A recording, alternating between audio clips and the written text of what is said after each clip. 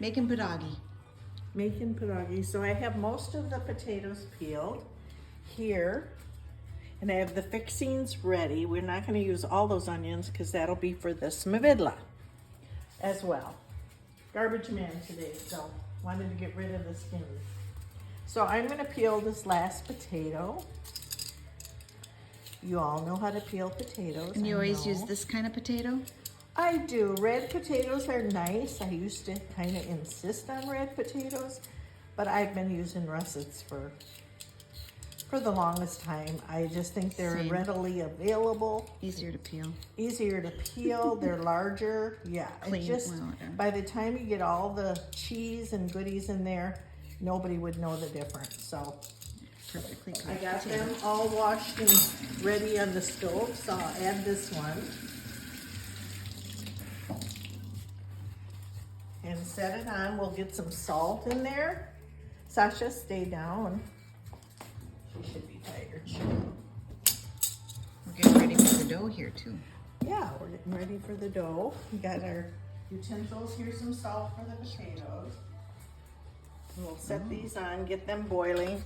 And while they're cooking, we will start our dough because this also needs to rest. So you can do this first if you want it to rest longer. But while those are cooking, we will make our dough. And I have everything laid out here. These we'll talk about later. 4 cups of flour.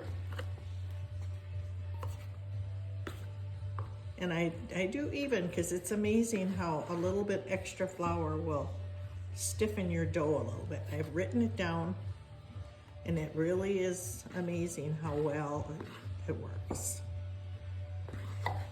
2. I'm so Sasha, looky. And you can So double this sorry. recipe. I just think it's a lot to work with. This makes 50 to 55. That was 3.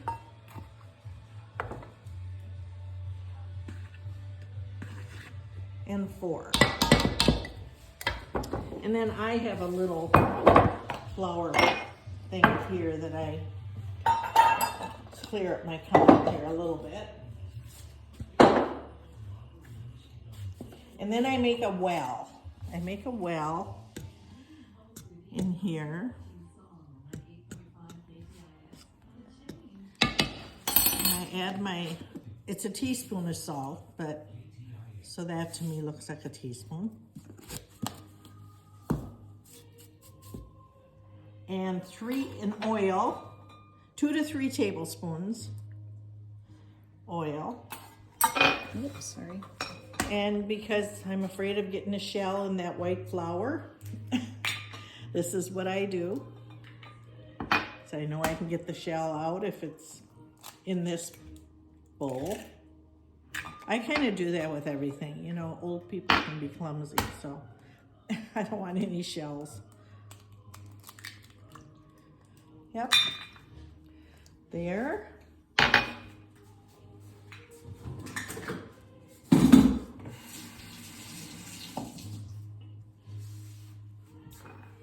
Okay, and then I stir this with a fork as I pour my 1 cup of milk. Now, I never have milk in my house because I don't use milk, so I always have whipping cream. And I put half water, half whipping cream. I don't know if it makes the dough softer. I really don't know, but I like it. I like the consistency of it. I may have to add a little more water. Sometimes that happens. Better more than too little, because if the dough is too stiff, you can't really add any more liquid. So we'll see what we got here with this 1 cup.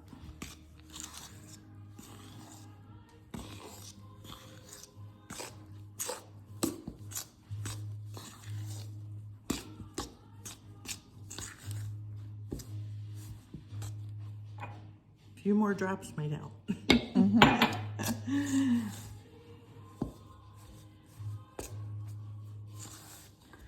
So my hands are clean. I don't wear clunky rings or anything when I'm doing this because I will get my hands in here.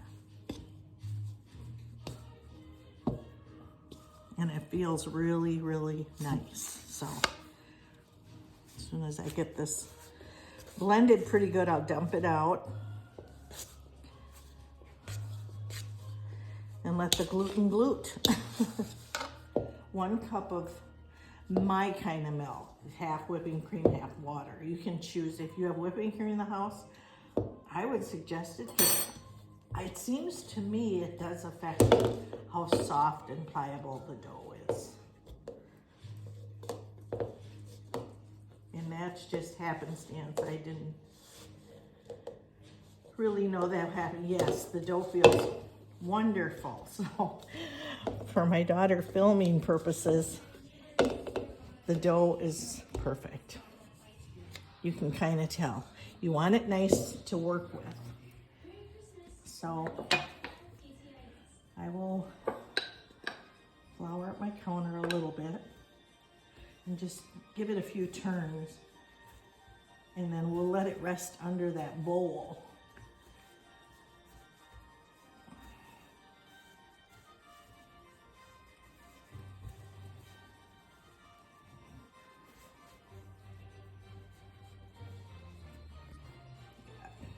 That's gonna be okay.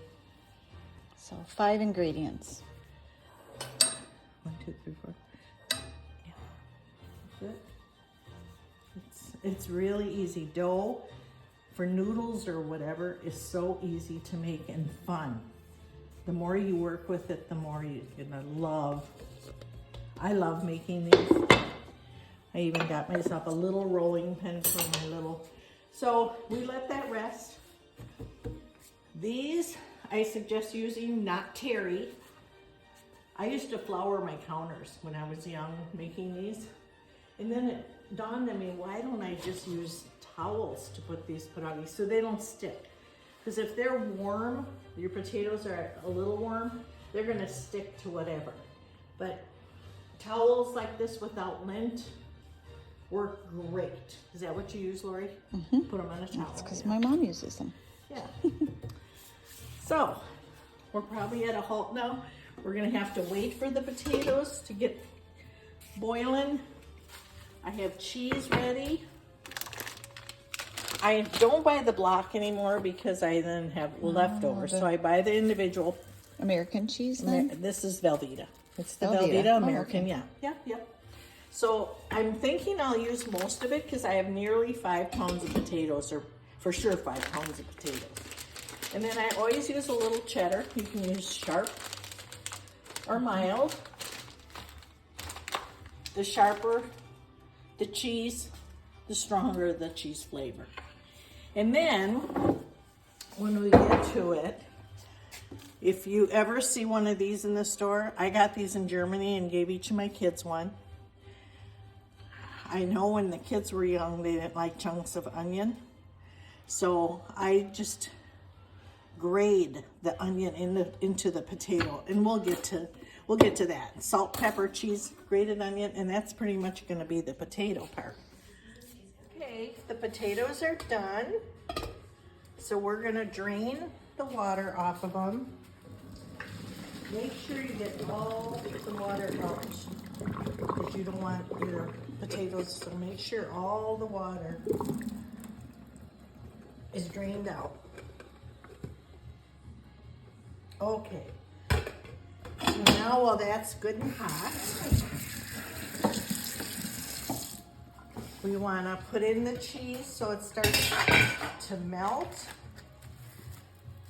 So I might, you know, this is by guess and by golly kind of thing. This looks like a lot of cheese. I think I'm gonna, well, let's leave it there. Let's, almost all of it. And I think that's a pound package, because I do add cheddar as well. Whoops.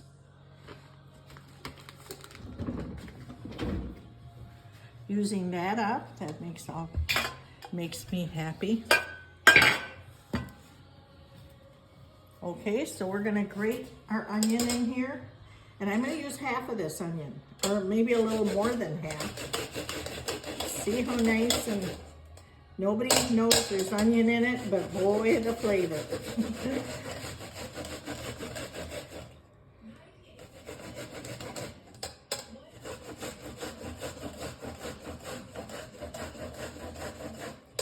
Yeah, I probably used a little more than half, but we got a lot of potato for that to penetrate. Okay, that. Now, pepper. And I just kind of guess. I do that with my mashed potatoes too. I don't even know what I do. You don't like pepper, you don't need it. I'm adding a little salt. And then we're gonna put the lid on and let that cheese melt with the heat. I may even put it back on the burner. With my electric stove, the burner stays hot. And then we'll bring it back here and mash. Then we want it to cool. So this whole time, your dough is resting. So that's gonna be nice. And I may end up adding more of this cheese. You can do, that's flexible. Your potatoes are flexible. I'm just letting you know what's in them. I can maybe start mashing. Just a potato masher. You can almost, I can kind of tell by the color, if they're too light, it probably needs more of that orange cheese.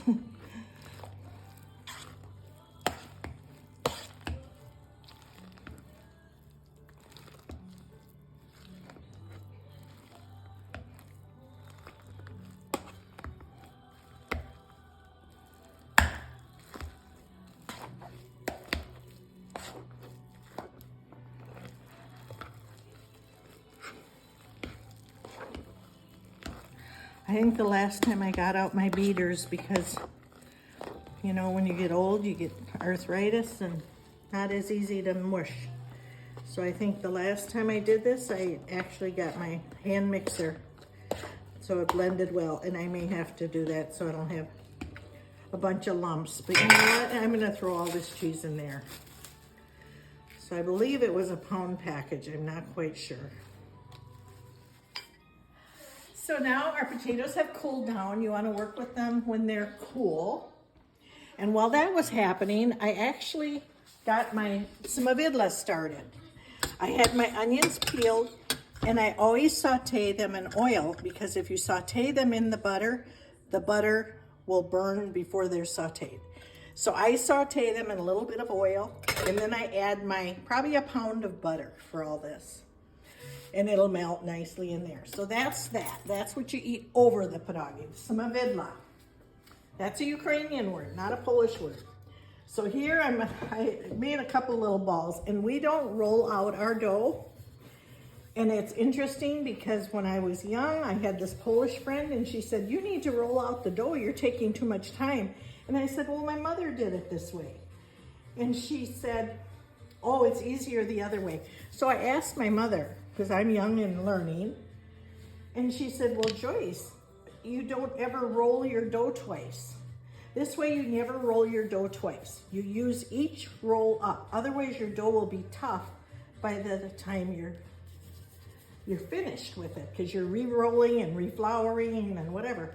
That made sense to me. And you know what? This isn't hard to break off little balls between the size of a quarter and 50-cent piece maybe. You young ones don't even know what a 50-cent piece is. But anyway, kind of like that size. And I do it in like a dozen at a time. And then put the rest of the dough underneath. So we'll get started here on a couple. Put the rest of the dough under the bowl to rest. And I do flour up the counter as I work. You don't want too much, because you don't want your... In fact, sometimes I have a little bowl, and I'm going to get that now.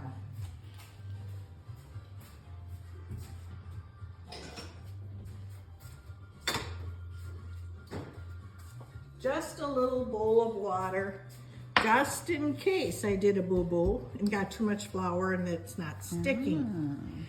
You put a little water between and it sticks. So here we go. I usually roll out a couple, but let's get one started here. So I have my little rolling pin. This feels a little bit warm yet. so it's soft. You get that centered. Normally I would use maybe more potato, but because it's still a little soft, just pull that around and just start squeezing the edges. You'll have sore fingers for a while till you get used to this. Now see, there was a part that didn't stick. But if you go back and forth a few times and squeeze the dough, you'll get it to stick. So there's your little pierogi.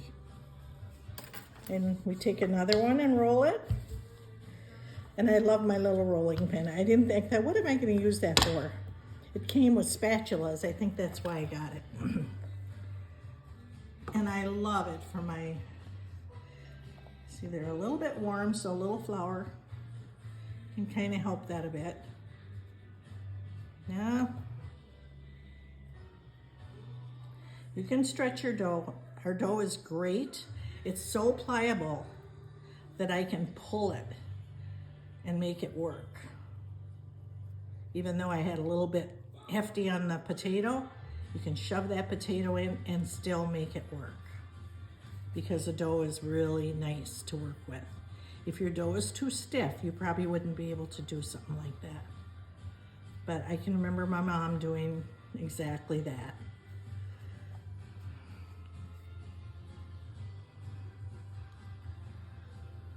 So there we go. Two to go. Two and about 48 to go. This recipe makes about 50 to 55, depending on how big your balls are, how big, yeah, it just depends. But I would say between that. A little bit loose. Now it might be a little bit that it's cheesier. I don't know, but it's working fine. See how pliable the dough is? It's nice and soft. It's not too stiff. So that 1 cup of, I think it's the whipping cream and water, makes my dough so nice to work with. Well, so I'm having trouble with this one. So we can take a little flour, push that in, and then grab our dough, and it'll still work. It'll still work because the dough is so nice and pliable. Yeah, you just don't want that potatoes. Don't want that touching potato that between. pinched part of dough. Yep, if your potato is between the dough, you'll never get it to stick. Ooze out, and there you go. Or when you're cooking, if it don't undo now, it'll undo in the cooking process. So never get your potato between the dough. That's what happens. So I might have put a little much potato in here, but you kind of, it all comes out. It's okay. That's a good one. This is yummy. This is going to be the last one that will be filmed. And then we'll go to the boiling process after, and we'll see you later. Perfect. Thanks for watching. Okay, so now we're ready to get our water to boiling. And I use this flatter pot that's a little wider. And I cook half a batch at a time. If I would put 50 in here, it would probably be too, I don't know, would form a lot of flour pasty water. So I take it out with a slotted spoon after I cook it. So we're gonna get this on the stove to a boil. And I'm using my RO, so it takes a little longer for the water to fill.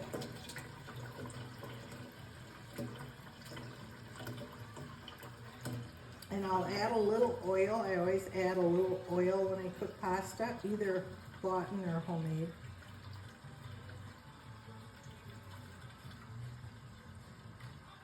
Homemade oil? Bought or homemade pasta. The pastas, yeah. I always add a little bit of oil. I don't know if it prevents sticking, but I don't know why I started doing that, but I've always done it.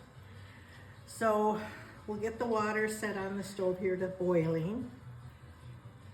And once it's boiling, we'll drop some pierogi in. Let's get a little oil.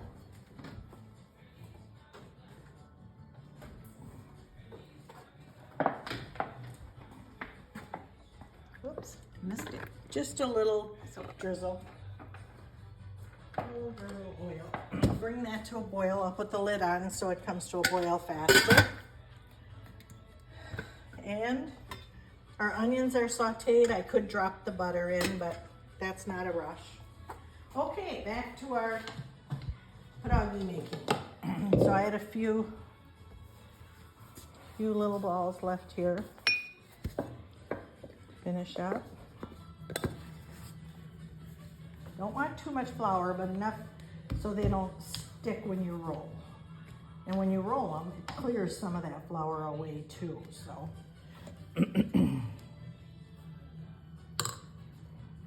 Potatoes are much better to work with. I could probably add a little more because they're cooled down and firmer.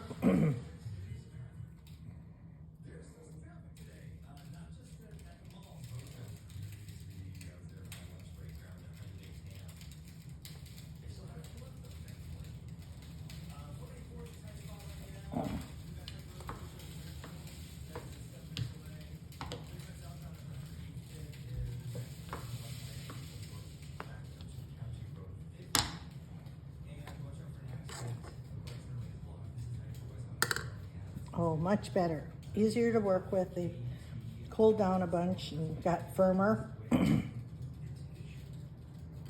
Probably fill even a little more potato than that.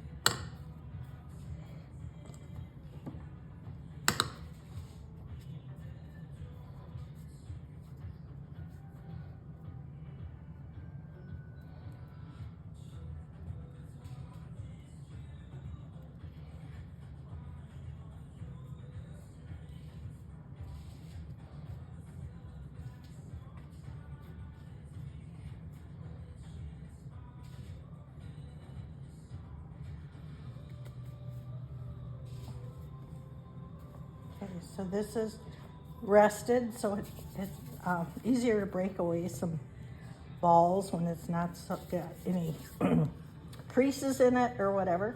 Just that's how I do it. Some might be bigger than others, but not important.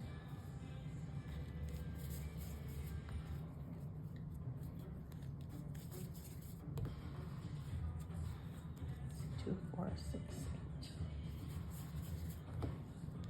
Make a few more balls, and by then our water should be boiling and we can put the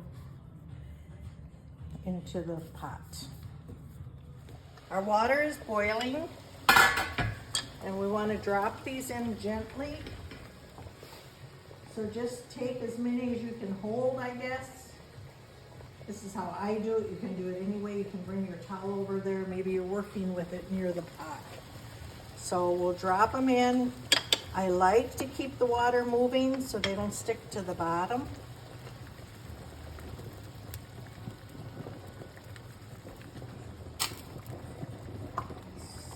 Keep it moving until I get more in there.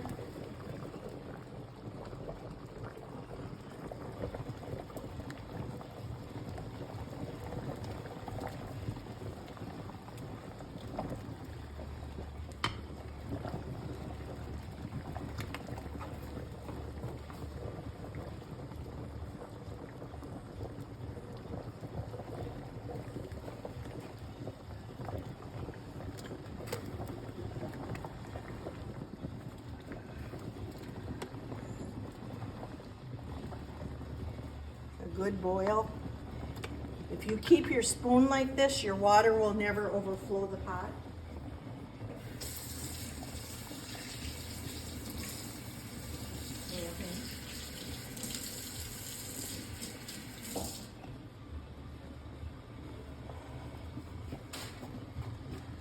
And when the pierogis float, set your timer.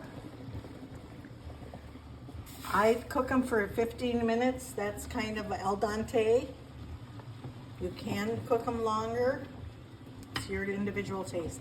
But I'll set the timer now because they're pretty much on a float. Take the temperature down.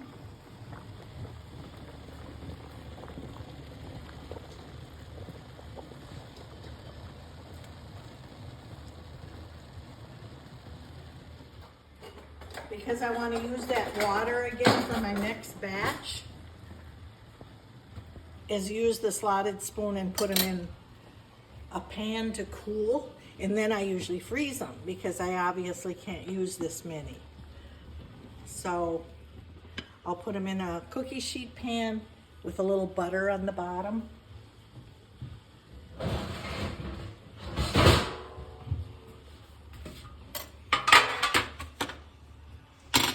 Fish them out with the slotted spoon, but we gotta wait the 15 minutes. I'm gonna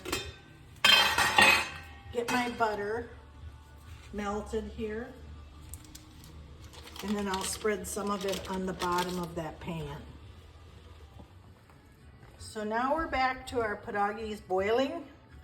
They've been boiling for 15 minutes floating, and I'm gonna put some of this butter.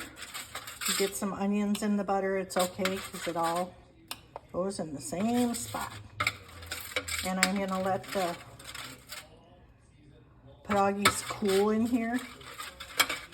And either you can freeze them cooked, you can put them in a casserole and they're ready for dinner. However, whatever your plans are. I'm gonna get a little colander.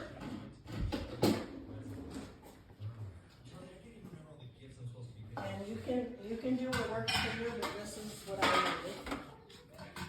From the water to the colander, so there's not a whole lot of water collected in my pan. So I put a few in here